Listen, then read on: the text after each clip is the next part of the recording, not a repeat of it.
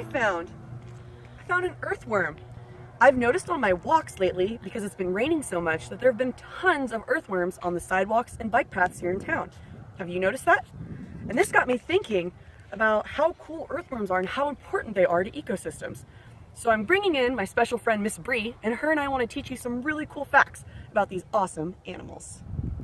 I brought Miss Bree along so she could teach us some really cool facts that she has about earthworms. Miss Bree, can you tell us some facts?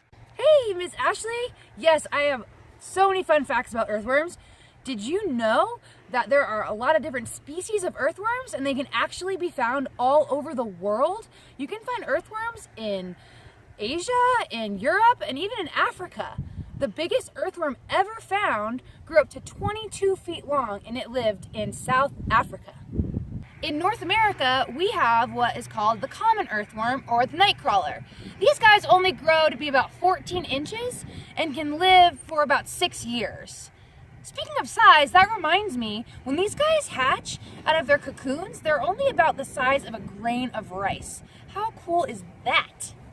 So even though these guys can live up to 6 years, oftentimes they don't, because there are a lot of predators that think these guys are tasty morsels.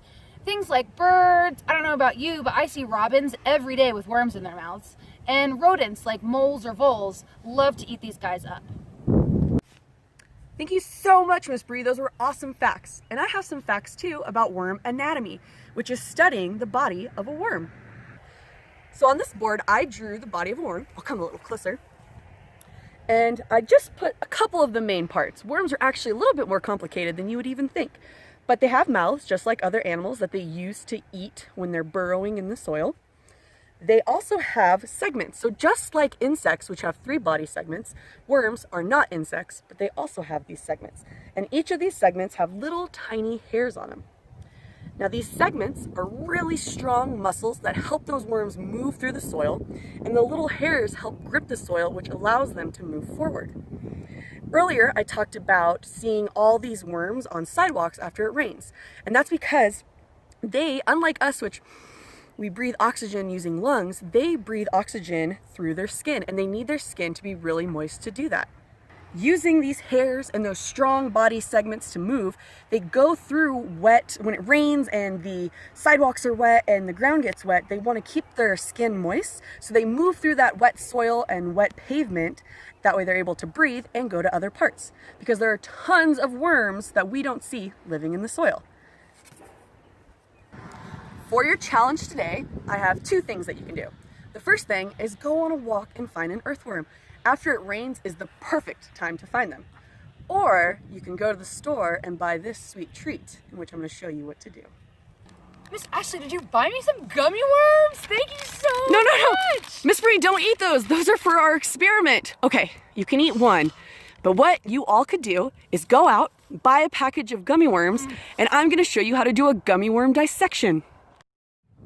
What I want you to do is grab that packet of gummy worms, open it up, maybe eat a couple, and then you're going to lay your gummy worm on a blank piece of paper. What you're going to do on that blank piece of paper is you can kind of do what I have here. You lay your gummy worm down, and then you're going to draw what your gummy worm looks like, and you're going to label all the parts. Its mouth, you're going to count how many segments it has. You can even stretch it out and grab a ruler and see how long your gummy worm is. If you're feeling super fancy, you can use my examples or Google your own examples and find the different body parts. If you want, you can go grab a real earthworm and compare the two. Now, I think Miss Bree has some awesome reasons why earthworms are important. They're kind of a creature that we see so much, we forget how awesome they are. When these guys are down in the soil, they're moving around eating soil and leaving tunnels or burrows behind them. These tunnels and burrows collect rainwater and oxygen that's really good for plants.